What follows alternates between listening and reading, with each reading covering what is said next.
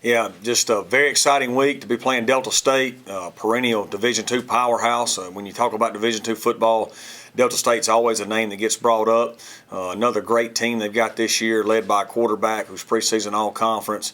We have a tremendous amount of respect for him and what he's accomplished over his career. Just a great player.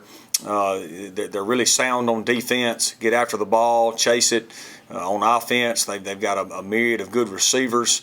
They've been running the ball really well. I think their running back's leading the conference in rushing right now. They're very sound in the kicking game. We just got a lot of respect for them all around in the program that they have and what they've accomplished. I got a lot of respect for their coaching staff. I know Coach Cooley real well. He does a phenomenal job, extremely hard worker and intense competitor. And so it should be a great game this weekend. It's what you want, our early season GSC matchup. I expect it'll be a great football game. With that, we'll open it up. Coach, can you talk about your defense? The first two games, you've only allowed 3 points. Mm-hmm. Can you talk about how impressed have you been with your defense overall far this season? Yeah, they've done a phenomenal job. Just chasing the football, playing with relentless effort. We're fortunate to have a lot of depth over there, so we're playing a lot of guys, which allows you to stay fresh. We've been able to get a lot of pass rush with our D-line and win a lot of one-on-one matchups with our D-line, which creates a numerical advantage for us defensively. On the back end, we've been able to keep the ball in front of us. We have let it slip behind us a few times, and the other team hasn't been able to make us pay, which has been fortunate. But those are something we can improve on. But just phenomenal game plans by Scott Simons in the first two games, and great job by our kids executing the plan and playing with relentless effort and getting it done. Coach Hall, what's your biggest concern when it comes to Delta State? I just think they're a great football team. So, I don't really think you look at them and say, oh, they're really weak here or really weak there. I think they're solid across the board. I guess my biggest concern is they've got a quarterback who's a champion. He's a winner. He's been a conference champion. He was a great player in high school. I've known him since he was a young kid. He's from Louisville, Mississippi, where I lived. My dad was the coach there for several years. He went to our camp growing up. And I just got a lot of respect for him and what he's about. And so he's a great player. He's a tough guy and a winner. And I know Coach Cooley loves him too. And so anytime you're playing an opponent that's got a great quarterback, obviously they're probably pretty good. So I think they're really good across the board, but I think their quarterback, is a winner and plays the game the right way. Coach, heading into this week, you guys are on a 17-game home win streak. Two before it happened before you came here. Do you believe in the home field advantage, and if so, what excites you the most about playing at home? Yeah, I do believe in it, especially at this level. Travel is very, very difficult in small college football. It's not like, when Alabama and USC play and they get on private jets and fly across country and everything's catered to them and they got their academic people with them and all that. In Division II, when you go on a long road trip, you load up on a bus. You usually leave on Friday, drive all day. Spend the night there. You got to figure out somehow to make up for the classes you missed on Friday with all you players. Then you play on Saturday, then you drive all night. You miss a whole night's sleep Saturday. You get back about noon on Sunday, and then you got to wake up and you got to start the week. If you want to make good grades, you got to get back home. You got to catch you a nap because it ain't no time to sleep. You got to start figuring out when you're going to study, and then you got to start getting ready to play the next game the next week. So travel is extremely difficult at this level. It's something I think the average fan has no idea what all it encompasses. So I think home field advantage is huge at every level, but especially at our level. We've been fortunate to play really well at home, and that's something we talk about in the off season. And I hope we play well again this weekend. Coach Hall, your running game has been tremendous really throughout this whole season. But with all the talent you have at running back, how do you decide who to go to? You go with the hot hand? Do you have certain packages for certain players? Or how do you decide that? Yeah, we try to build it around their strengths and their skill sets. If you look at the game today over the last several years at the elite levels from the NFL to the SEC and filtering on down, most of the great run teams have more than one back. It's just hard to shoulder the whole load. So we're fortunate to have a lot of good ones here. And as far as playing time, we try to build it around the strengths of the kids, but we also go with who practices the best. Who is performing the best during the week is going to get the most playing time. And I tell you what, those guys are all playing really well right now, and we're excited. They've all got great attitudes. They're unselfish, and I really appreciate all of them. Those were 2 games before the conference season started. How do you feel about the way the team's progressing up to this point? I think we're progressing well. We're not a finished product. but we shouldn't be. You know, everybody talks about wanting to improve as the season goes on. I think we were better in Game 2 than Game 1.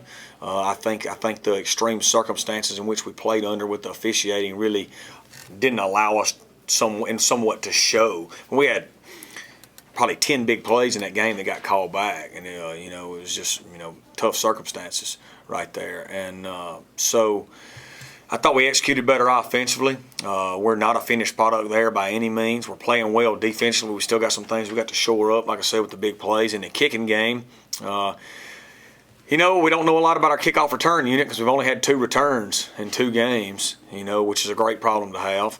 But the rest of our kicking units have looked good.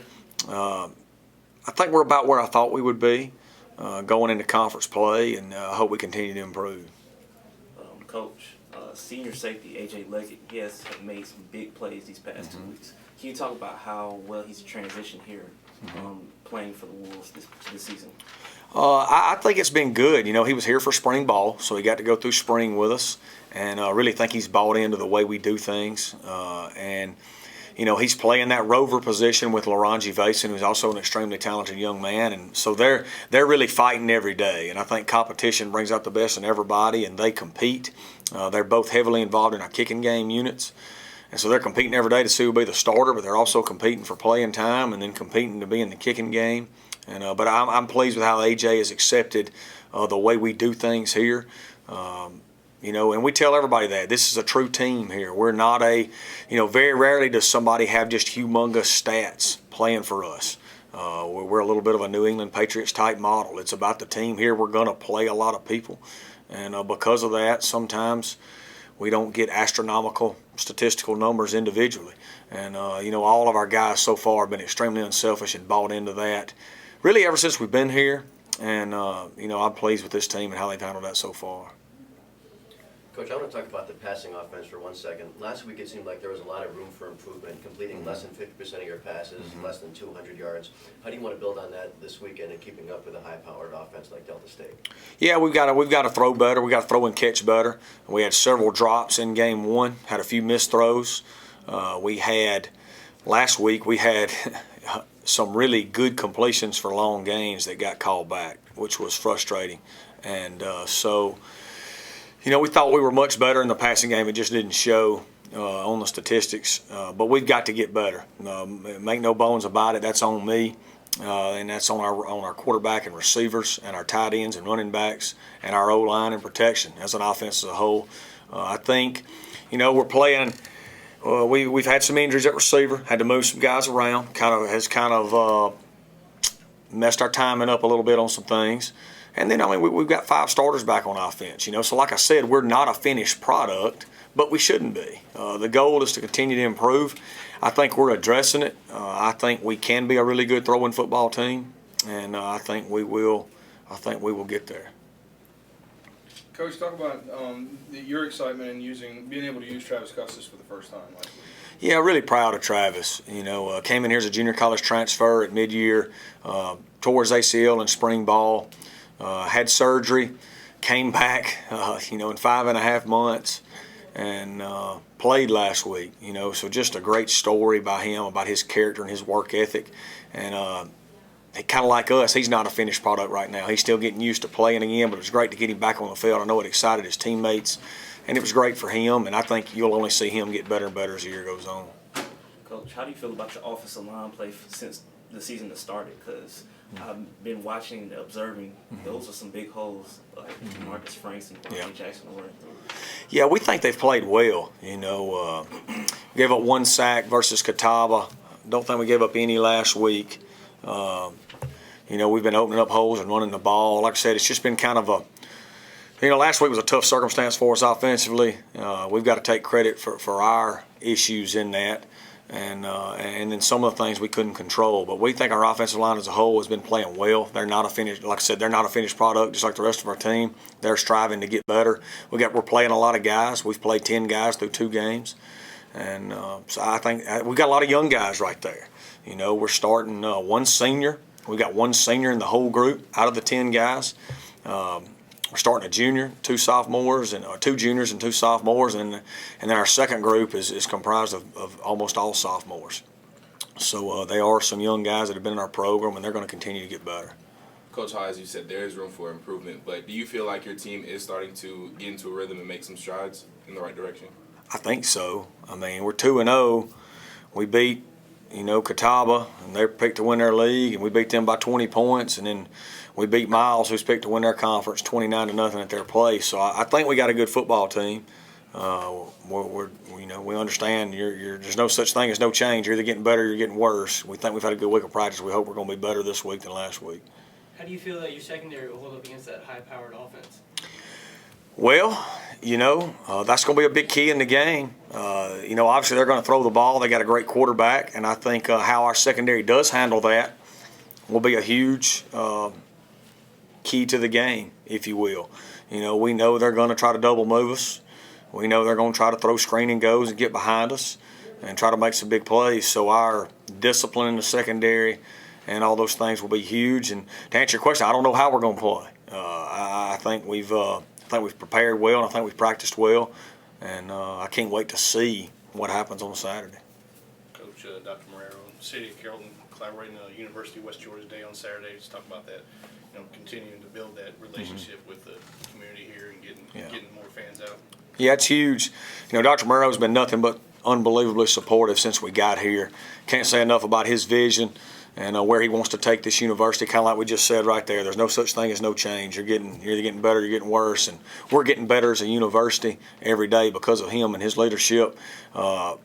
Really, our community has really embraced us, I think, and that's growing. And we're trying to build this thing. On Labor Day weekend day, game one, we had 7,600 people, which is a pretty good statement. We want to get 10,000. That's what we're shooting for. I hope it happens Saturday. But yeah, it's a great town, great community, great surrounding area, and certainly a great university.